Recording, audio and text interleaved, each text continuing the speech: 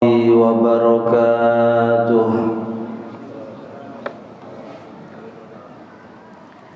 بسم الله الرحمن الرحيم. بالنية لرضاء الله ولحصول شفاعة رسول الله صلى الله عليه وسلم ولقضاء حوائجنا وحوائجكم من حوائج الدنيا والآخرة ولفتوح قلوبنا وقلوبكم ولفتوح قلوب جميع ذرياتنا وجماعاتنا فتوح العارفين فتوح العلماء العاملين والصالحين وعلى من نووا بسلفنا الصالحون إلى حضرة النبي المصطفى سيدنا مولانا محمد صلى الله عليه وسلم وعلى آله وصحبه أجمعين جميع مشايخنا مشايخنا الأحياء منهم والأموات خاصة إلى حضرة مجيج علي جهدي مجيج عبد الحميد مجيج نور إحسان مجيج عبد الكريم مجيج مرزوق دهلان مجيج محرساني مجيج جوهري مجيج سنة محمد معصوم جوهري مجيج أحمد إدريس مرزوقي مجيج نبي يحيى المخرس مجيج عبد العزيز منصور مجيج ميمون زبير مجيج أحمد حبيب الله زيني مجيج محمد محبوب بستر بجلي مجيج شعراني أحمد مجيج محمد وجميع الشيخ معهد للبيوع مؤلف الكتب التي تعلمناها وعلمناها خصوصا سيد الشام عبد الله محمد بن عبد الله بن مالك الأندلسي وسيد الشام عبد الله محمد سيد الإمام محمد الشافعي وسيد الشام بشكل سنة النووي إلى حضرة سيد الشام محمد ناصر بن عمر السمرقندي رحمه الله. الفاتحة. أعوذ بالله من الشيطان الرجيم. بسم الله الرحمن الرحيم. الحمد لله رب العالمين الرحمن الرحيم مالك يوم الدين إياك نعبد وإياك نستعين اهدنا الصراط المستقيم صراط الذين أنعمت عليهم غير المغضوب عليهم ولا الضالين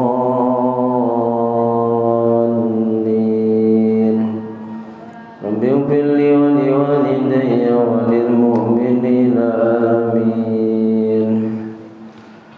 الحمد لله رب العالمين والعاقبة للمتقين ولا عدوان إلا على الظالمين والصلاة والسلام على أشرف الأنبياء وإمام المرسلين سيدنا مولانا محمد وعلى آله وأصحابه أجمعين.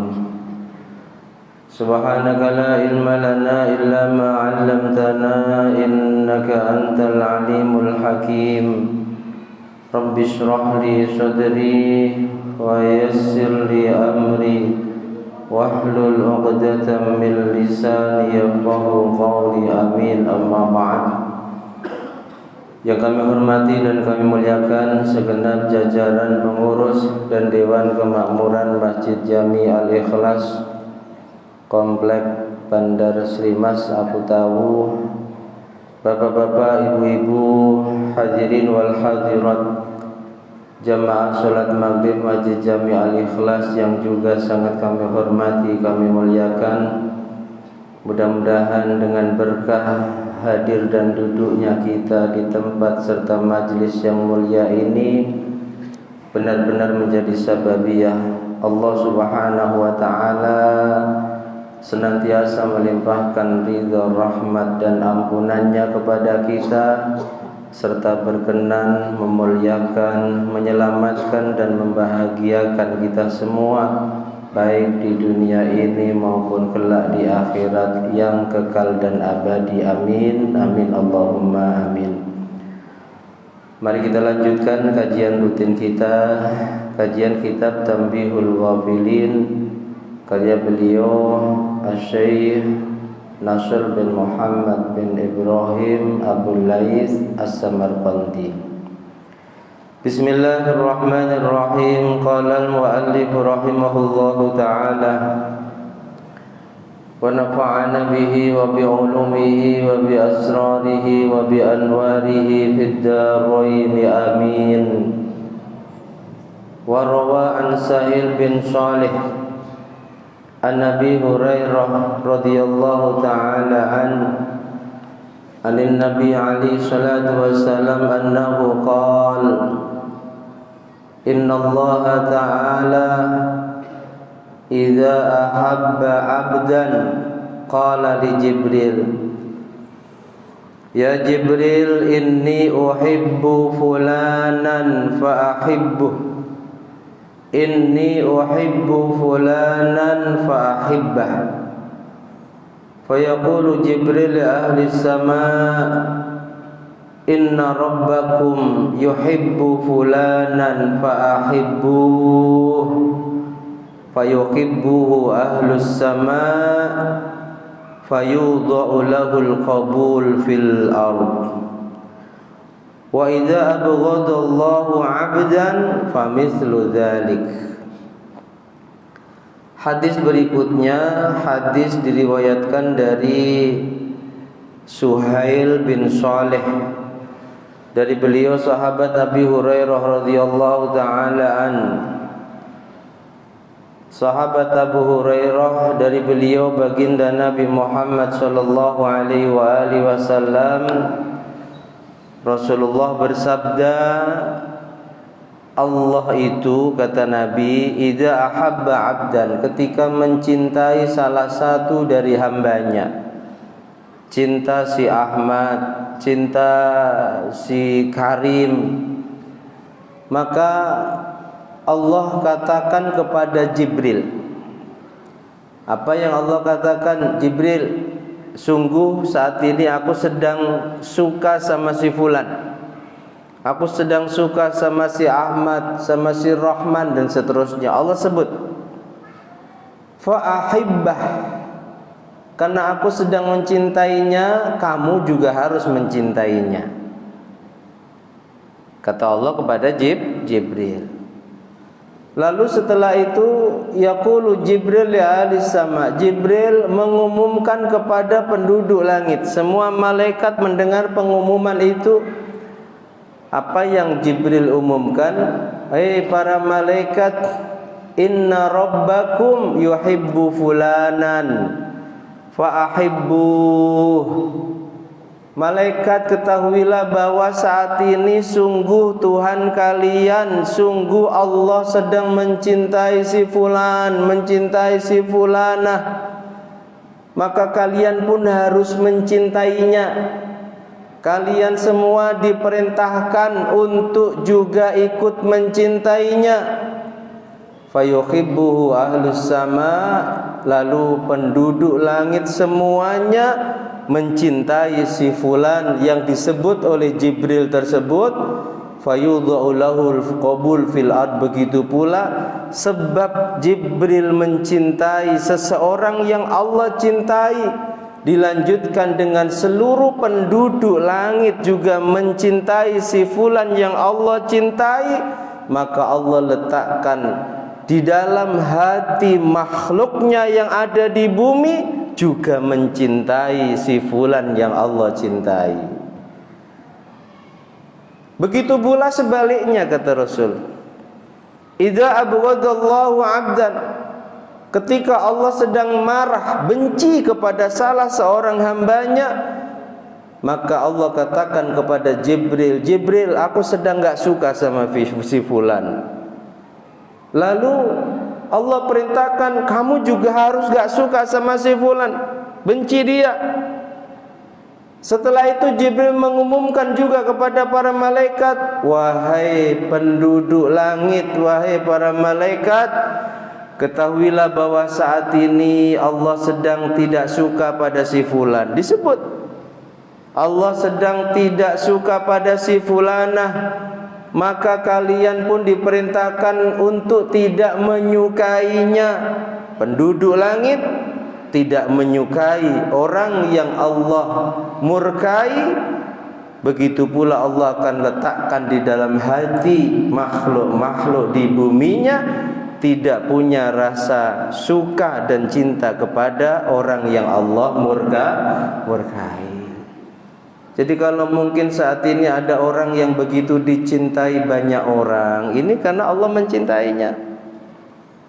Meskipun dia tidak pernah mengiklankan dirinya, bahkan lebih banyak bersembunyi dari keramaian orang, tapi ketika Allah mencintainya, penduduk langit mencintainya, dan Allah letakkan di hati penduduk bumi pun ikut mencintainya.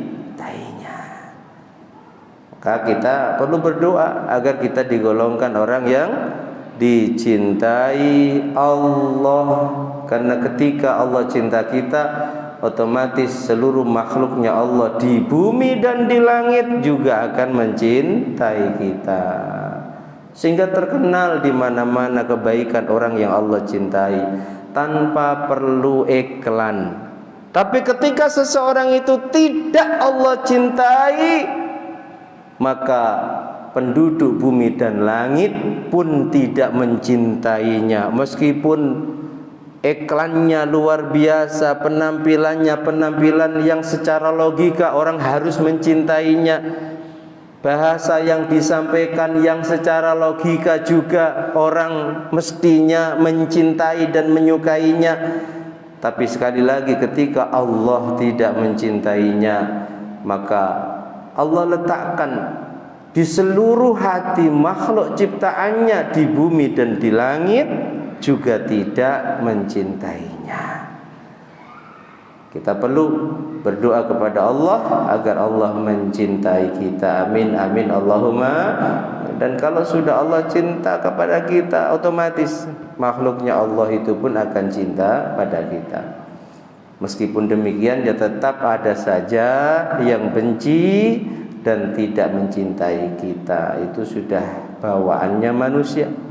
Karena semua itu Allah ciptakan, ada hikmah dan pelajaran yang kita diperintahkan untuk mengambilnya. Warawan Syakik bin Ibrahim, diriwayatkan dari Imam Syakik bin Ibrahim, anna rajulan sa'alah, ada seorang laki-laki datang kepadanya dan bertanya kepadanya. Faqala, laki-laki ini berkata, ya Syekh, innan nasa yasummunani salihan. Syekh, banyak manusia itu mengatakan aku ini hamba yang soleh, tapi aku tidak tahu apakah benar aku ini tergolong hamba yang soleh atau sebaliknya, hamba yang tolih. Ada soleh, ada tolih. Kalau soleh ahli ibadah, ahli taat. Kalau tolih ahli durhaka dan maksiat. Fa kaifa a'lamu anni salihun aw ghairu salih? Ya Syekh, bagaimana caranya agar aku ini tahu bahwa diriku ini hamba yang soleh? Atau sebaliknya, bagaimana caranya agar aku ini tahu bahwa diriku bukan hamba yang soleh? Karena banyak orang menyebut aku ini soleh, tapi aku tidak tahu apakah benar diriku ini soleh sebagaimana sebutan yang mereka berikan untukku atau sebaliknya. Bagaimana cara mengetahuinya? Faqala lahu Syakik rahimahullahu ta'ala, lalu Imam Syakik bin Ibrahim menjawab, Fulan, adhir sirraka inda salihin. Ketika kamu berjumpa dengan hamba-hamba Allah yang benar-benar soleh, para kekasihnya Allah yang sudah masyhur, dia memang kekasihnya Allah sebab kesalehannya, sebab pengamalan ilmunya, datangi. Lalu ceritakan tentang sirroka, rahasia-rahasiamu. Ceritakan, kamu pernah punya rahasia apa, ceritakan padanya. In radu bihi, kalau memang orang-orang soleh yang kamu bercerita tentang keadaanmu, tentang pengalaman rohaniamu, tentang amaliyamu, lalu hamba-hamba yang soleh ini ridho, setuju, maka ketahuilah annaka soleh, kamu orang yang soleh. Wa illa, tapi ketika kamu menampakkan rahasia-rahasia yang ada pada dirimu, beliau enggak ridho, beliau enggak senang, beliau bahkan memberikan banyak nasihat, kamu jangan seperti itu, kamu jangan seperti ini, ketahuilah kamu bukan orang yang saleh. Dan sampai kiamat nanti ada hamba-hamba pilihannya Allah, para kekasihnya Allah, para sholihin. Kita boleh mengadukan permasalahan kita kepada para kekasihnya Allah. Yang kedua, fulan, kata Imam Syakik, a'ridid dunya ala qalbik. Kalau kamu ingin mengetahui apakah kamu ini tergolong hamba yang soleh atau tidak, coba sekali-kali tawarkan dunia pada hatimu.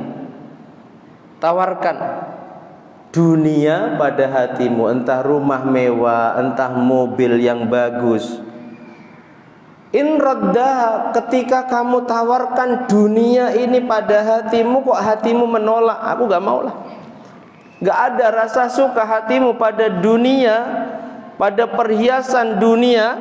Kalau ibu-ibu berarti ya emas, ya pakaian yang indah, bapak-bapak mungkin mobil yang bagus dan seterusnya. In radda, kok hatimu menolaknya, hatimu gak suka, maka fa'alam annaka soleh, ketahuilah kamu layak digolongkan orang yang soleh. Tapi sebaliknya, kalau kamu coba tawarkan apa yang ada di dunia ini, kemewahan dunia, perhiasan dunia kepada hatimu, dan hatimu menerimanya, bahkan menginginkannya, meskipun seluruh penduduk bumi dan langit memberikan sebutan kamu soleh, ketahuilah kamu bukan orang yang soleh. Nah sekarang coba tawarkan pada hati masing-masing. Kalau suka dari perhiasan dunia, berarti kita tidak layak disebut soleh. Terus bagaimana? Benahi kalau ingin tergolong hamba yang soleh. Salisan, yang ketiga, a'aridil maut ala nafsik. Fulan, coba tawarkan pada dirimu, andaikan dirimu mati saat ini, kira-kira dirimu mau enggak? Tawarkan itu. In tamannathu, kalau memang saat ditawarkan pada dirimu, kamu mau mati enggak sekarang? Kamu masih muda, istrimu masih muda, anak-anak masih kecil, kamu mau mati enggak? Kok hatimu, dirimu menjawab, iya aku mau mati sekarang kalau memang dikehendaki oleh Allah. Karena ketahuilah, saat seseorang itu mati, saat itulah perjumpaan dirinya dengan Allah, yang dirindukan oleh para kekasihnya Allah. Ingin segera berjumpa dengan Allah. Lewat apa? Ketika masih hidup, lewat ibadah. Jadi ibadahnya para kekasihnya Allah itu seperti remaja yang berjumpa dengan pacarnya. Ini ketika di dunia. Tapi ketika ingin jumpa dengan Allah, perjumpaan yang abadi dan langgeng, lewat kematiannya. Fulan, kata Imam Syakik, coba tawarkan pada dirimu, kamu andaikan mati sekarang, mau tidak? Kok dirimu menjawab, gak apa-apa, siap. Memang ini yang kutunggu-tunggu dan kurindukan, agar segera bisa berjumpa dengan Allah. Maka ketahuilah kamu soleh. Tapi kalau kamu tawarkan kematian itu pada dirimu, dan dirimu menjawab, aku belum siap, nanti dulu, kebutuhanku masih banyak, anakku masih kecil-kecil, aku masih ingin menikmati keindahan dunia, menikmati dunia dan segala perhiasannya, maka ketahuilah kamu bukan hamba yang soleh.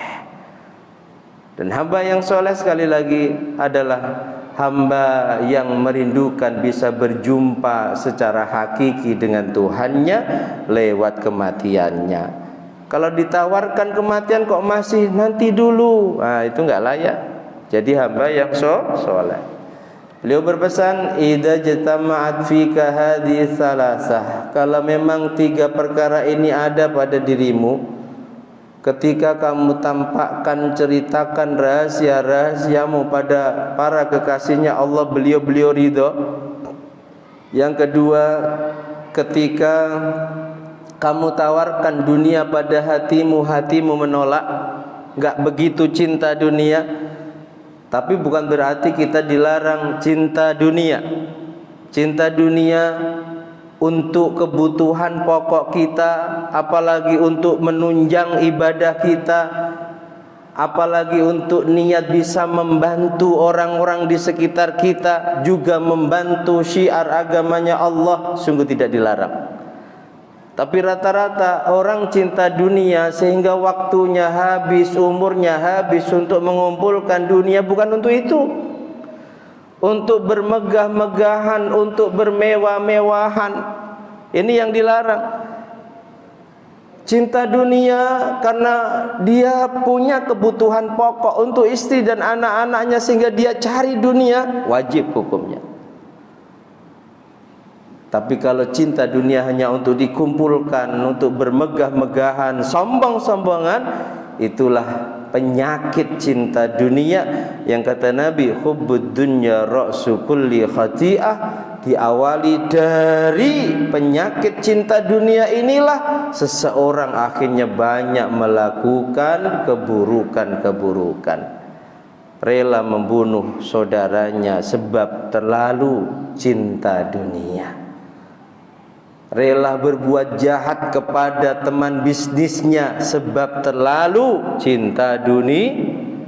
Perintahnya Allah ditunda bahkan ditinggalkan juga disebabkan terlalu cinta pada dunia. Ketika ditawarkan pada hatimu dunia seisinya, kok hatimu menolak. Ini yang kedua.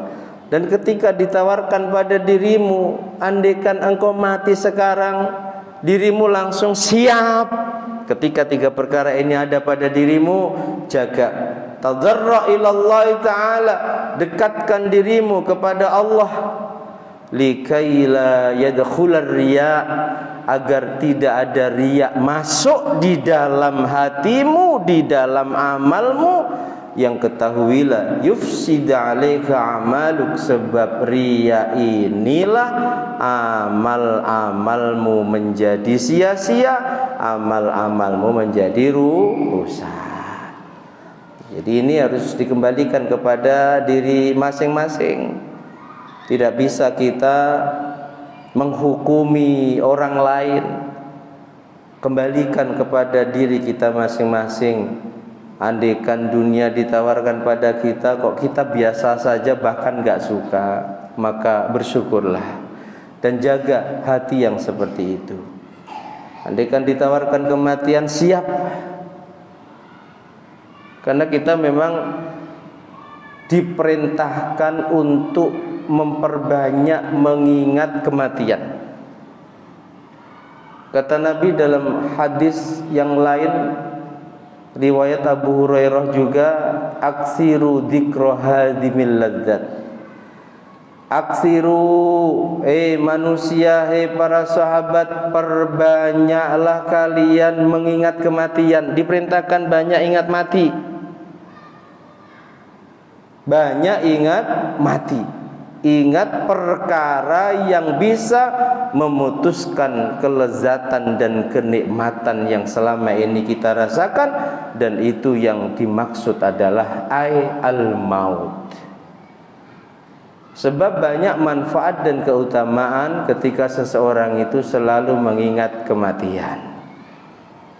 Di antaranya Imam Ad-Daqqaq menceritakan sebuah riwayat, orang yang banyak mengingat kematian itu yang pertama takjilut taubah. Dia akan menyegerakan bertobat. Tidak menunggu nanti aku masih muda, tidak. Ketika orang banyak mengingat kematian, akhirnya ada keyakinan yang sangat mantap dalam hatinya bahwa Kematian bisa datang sewaktu-waktu. Dia tidak pernah menunda taubatnya. Yang kedua, orang yang banyak mengingat kematian, dia akan giat beribadah. Dia akan giat beribadah. Karena apa? Tidak ada bekal untuk menghadapi kematian kecuali amal ibadah kita. Sehingga diperbanyak amal ibadah itu, andaikan nanti mati sudah siap bekalnya. Dan yang ketiga, orang yang banyak mengingat kematian, dia akan punya hati yang qanaah, nerimo ing pandum. Apapun yang telah Allah bagikan dan tentukan untuknya diterima. Sebab apa? Andaikan dia tidak diterima, dikasih sedikit ingin banyak, kemudian Allah kasih banyak pun mati tidak dibawa. Tidak akan dibawa. Orang sekaya apapun mati, paling apa yang dibawa? Apa? Beberapa lembar kain yang membungkus dirinya, rumah mewahnya, mobil mewahnya, uang banyaknya, tidak akan dibawa. Nah, orang yang banyak mengingat kematian, qanaah. Sebab itu tadi, andaikan dikasih banyak pun tidak dibawa saat dia mati.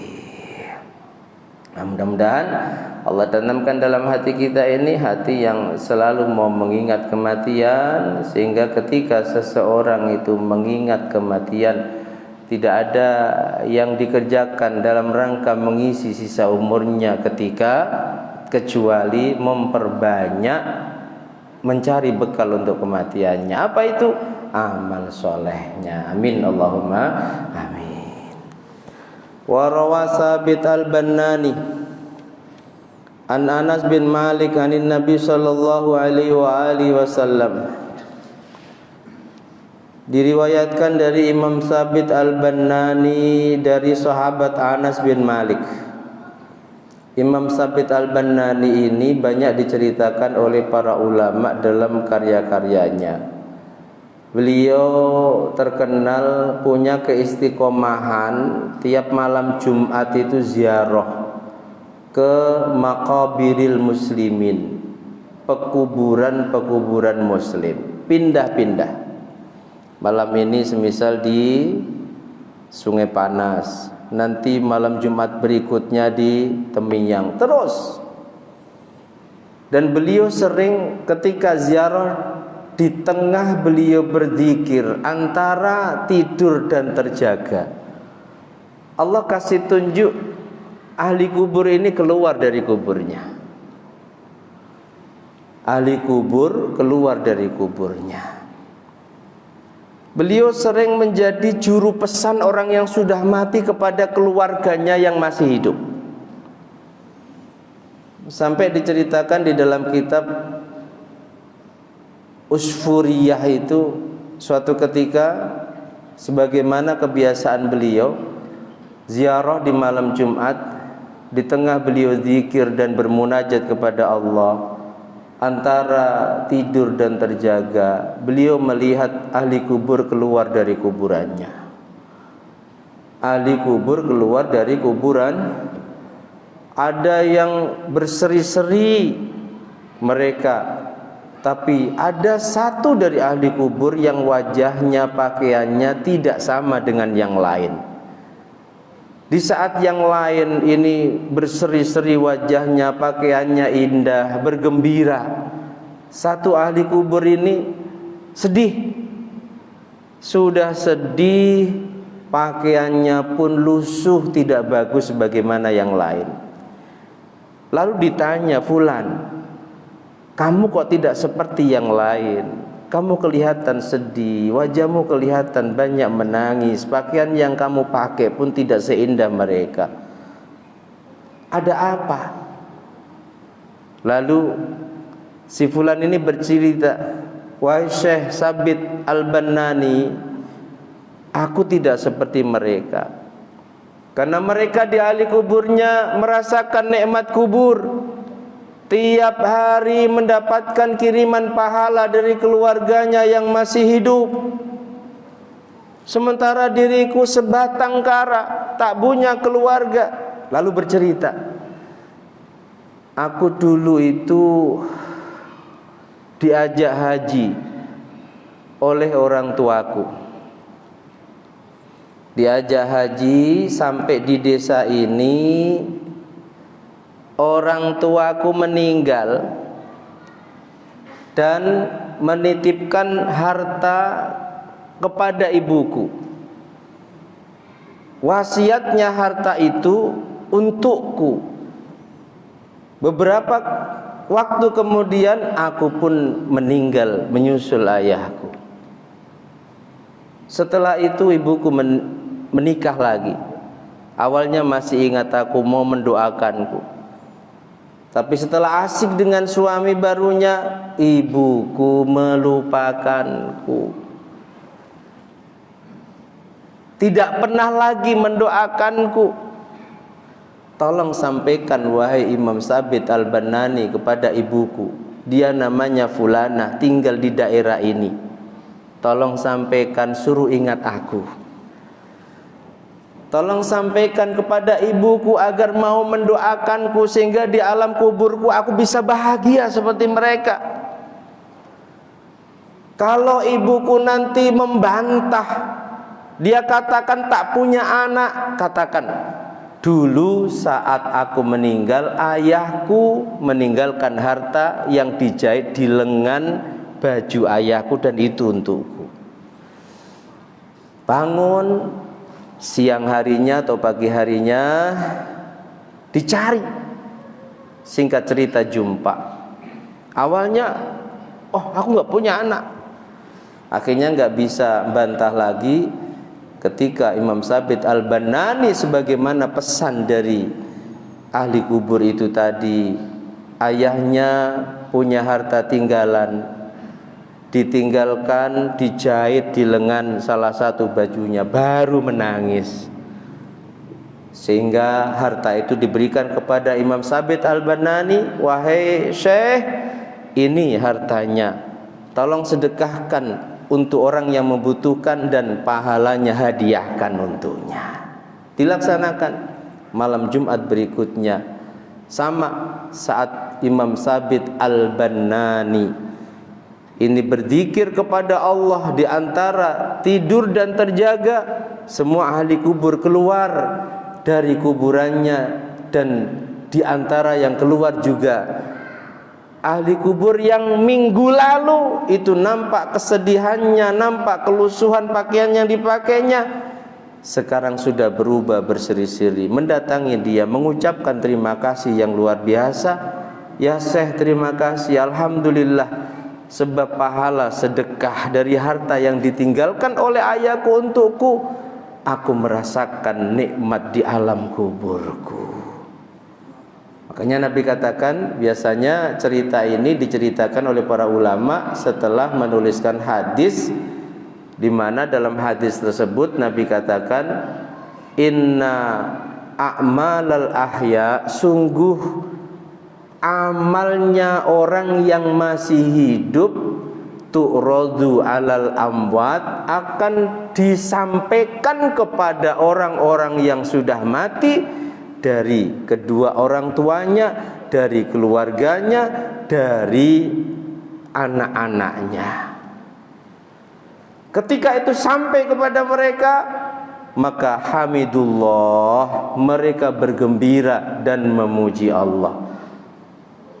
Tapi ketika ahli kubur itu melihat perbuatan-perbuatan orang-orang yang masih hidup, entah itu suaminya, istrinya, anak-anaknya, cucu-cucunya, adalah amal yang melanggar larangannya Allah, mereka sedih, mereka menangis, kata Nabi, dan mereka selalu berdoa, Allahumma la tumithum hatta tahdiyahum. Ya Allah, jangan engkau matikan anak cucuku.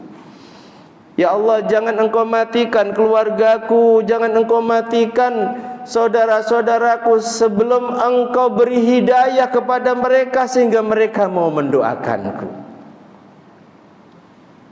Ini harapan orang-orang yang sudah meninggal. Makanya dalam hadis yang lain Nabi juga katakan, mal mayyitu fi qabri, tidak ada mayat di dalam kuburnya illa shibhal gharikil mutaghawwis, kecuali mereka seperti orang yang tenggelam di tengah lautan. Orang yang tenggelam di tengah lautan, apa yang dibutuhkan? Pertolongan. Dikasih uang sekoper, mereka tidak senang. Lebih baik dikasih pohon pisang yang sudah busuk, ban yang sudah borok, tapi bisa menyelamatkannya. Seperti apa? Shibhal gharikil mutaghawwis, seperti orang yang tenggelam di tengah lautan, al-mutaghawwis, yang membutuhkan pertolongan. Yantadhiru da'watan talhaquhu min abin au umin au akhin sadiqin lah. Mereka menunggu doa dari keluarganya yang masih hidup, yang masih punya ayah menunggu doa ayahnya, yang punya ibu menunggu doa ibunya, yang punya anak menunggu doa anaknya, saudaranya, sodikinlah, teman-teman karibnya. Faida lahiqatu, dan ketika doa yang ditunggu-tunggu ini sampai kepadanya, anak-anaknya baca Yasin, dihadiahkan pahalanya untuknya. Anak-anaknya sedekah, dihadiahkan pahalanya untuknya. Apa kata Nabi? Faida lahiqatu, ketika doa itu sampai kepadanya, benar-benar yang masih hidup mengingatnya dan mau mendoakannya, ahabba ilaihi minad dunya wa ma fiha, itu lebih ia cintai dibanding dikasih dunia seisinya. Kita tidak tahu apakah saat kita nanti berada di alam kubur, keluarga tercinta kita, khususnya anak-anak kita, mengingat kebaikan kita sehingga mau mendoakan kita atau tidak. Tapi kita bisa berharap kepada Allah, andaikan nanti kita menjadi ahli kubur, orang-orang tercinta kita mengingat kita dan mau mendoakan kita. Amin Allahumma amin. Dan Nabi berpesan, birru aba'akum, kalau memang kamu nanti ingin tabirrukum abna'ukum, anak-anakmu berbuat baik padamu, saat kamu sudah meninggal mereka mau mendoakanmu, saat kamu masih hidup, birru aba'akum, kamu juga harus berbuat baik kepada kedua orang tuamu, kepada leluhur-leluhurmu. Berbuat baik kepada kedua orang tua ini diperintahkan bukan hanya saat keduanya masih hidup, tetapi saat mereka sudah meninggal pun kita diwajibkan untuk berbuat baik kepada kedua orang tua kita. Bagaimana caranya? Doakan. Bagaimana caranya? Kirimkan pahala kebaikan untuknya. Sungguh tidak ada yang diharapkan orang yang sudah meninggal di alam kuburnya kecuali doa-doa dan hadiah pahala amal kebaikan dari orang-orang yang masih hidup. Nah, Imam Sabit Al-Bannani ini sekali lagi terkenal seorang ulama yang diberi kelebihan oleh Allah saat ziarah di pekuburan orang Islam. Ini menjadi juru pesan dari orang yang sudah meninggal untuk orang yang masih hidup agar jangan sampai mereka melupakannya. Sabit Al-Bannani, ini riwayatnya panjang, insyaallah kita lanjutkan pada pertemuan berikutnya. Mudah-mudahan bisa istiqomah. Amin amin Allahumma amin. Allahu a'lam bishawab. Al-Fatihah.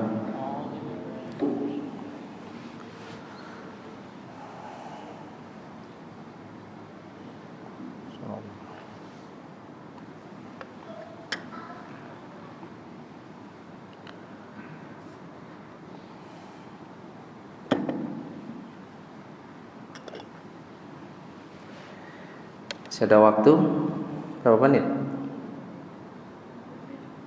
7 menit. Silakan kalau ada pertanyaan. Ya, silakan.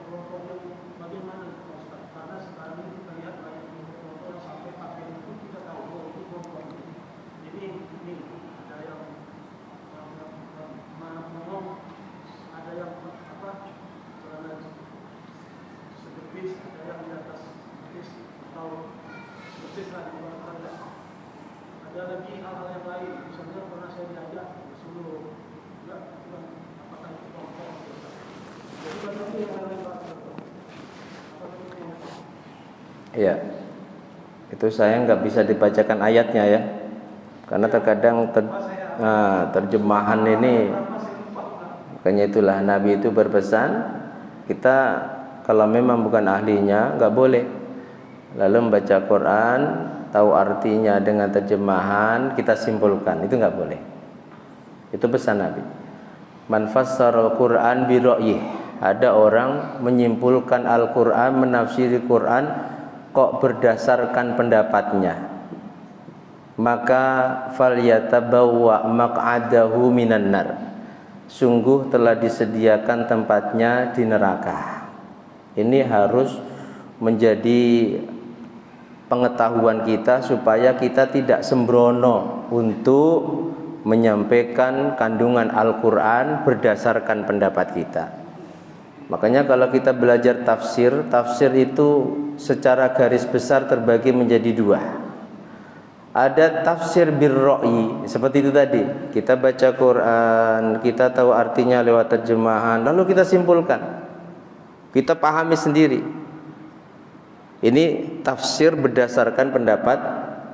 Ada tafsir bil maksur, tafsir berdasarkan riwayat. Ini terjemahannya Allah tidak suka Islam berkelompok-kelompok.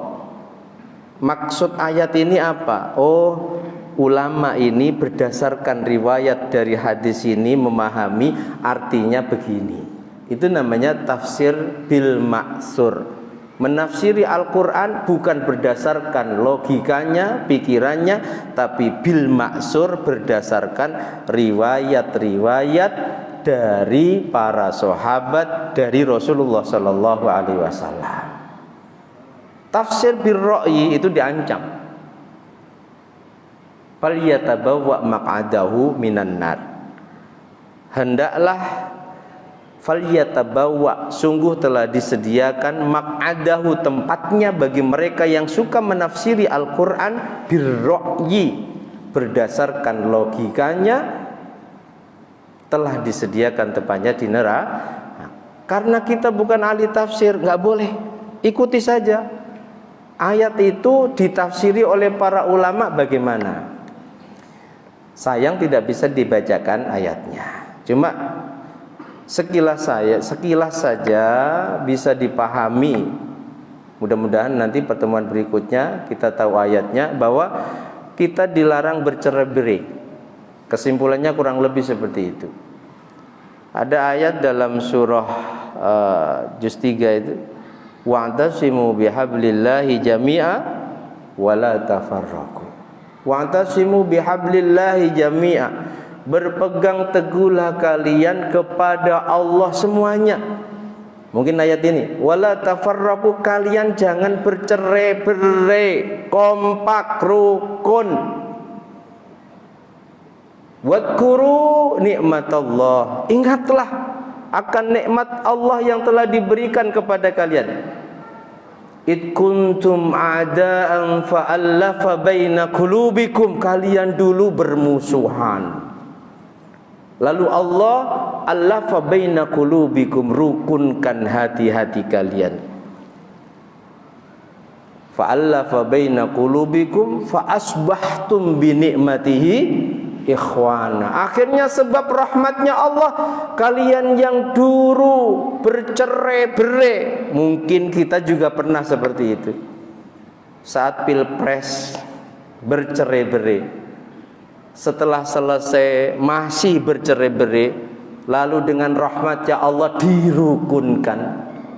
Mungkin salah satu contoh, fa asbahtum bi ni'mati ikhwana, dan dengan nikmat Allah akhirnya kalian yang tadinya bercerai-berai mungkin sebab beda pandangan politik, beda amaliyah, kalian bisa seperti saudara. Wa kuntum ala syafa khufratin minan nari fa anqadzakum minha. Banyak nikmat Allah yang telah diberikan kepada kalian. Wa kuntum ala syafa khufratin. Kalian dulu mungkin ibarat orang sudah di pinggir neraka, tinggal terplesetnya dan masuk ke dalam neraka. Ahli maksiat, hari-hari maksiat. Wa kuntum ala syafa khufratin minan nar. Lalu Allah kasih nikmat, fa anqadzakum minha. Allah selamatkan kamu darinya. Allah sadarkan kamu yang dulu tiap malam mabuk, tiap malam judi, tiap hari main perempuan. Ibarat orang sudah wa kuntum ala syafarin, wa kuntum, kalian berada di bibir neraka, tinggal jatuhnya. Sebab hidayahnya Allah kalian sadar, sehingga kalian menjadi orang baik, kalian menjadi ahli taat, kalian diselamatkan dari neraka. Jadi mungkin maksudnya bercerai-berai itu dilarang. Kalau berkelompok-kelompok itu sudah menjadi nubuahnya Rasul, sesuatu yang harus terjadi, bahwa Islam ini akan terpecah menjadi 73 golongan. Itu 15 abad yang lalu Rasul telah menubuahkan. Jadi kurang lebih seperti itu ya. Mungkin yang dimaksud kita nggak boleh berkelompok-kelompok, kita harus rukun. Kalau tadi dicontohkan ada kelompok Islam yang berpakaian tertentu, lah nanti pada pertemuan-pertemuan berikutnya insya Allah kita jelaskan secara detail tentang nubuahnya Rasulullah 15 abad yang lalu. Beliau katakan wasataftariku ummati ala 73 firqah, nanti umatku akan pecah menjadi 73 golongan, kulluhum finnar, semuanya di neraka, illa wahidah, kecuali satu. Sahabat bertanya, mahiyan najiyah ya Rasul, satu kelompok yang selamat itu siapa? Kelompok apa? Ahlu sunnati wa jamaati, ahlu sunnah wal jamaah. Apa ahlu sunnah wal jamaah? InsyaAllah kita jelaskan pada pertemuan berikutnya. Amin. Allahumma. Cukup ya. Wassalamualaikum warahmatullahi wabarakatuh. Subhanakallahumma bihamdik, asyhadu an la ilaha illa anta, astaghfiruka wa atubu ilaik.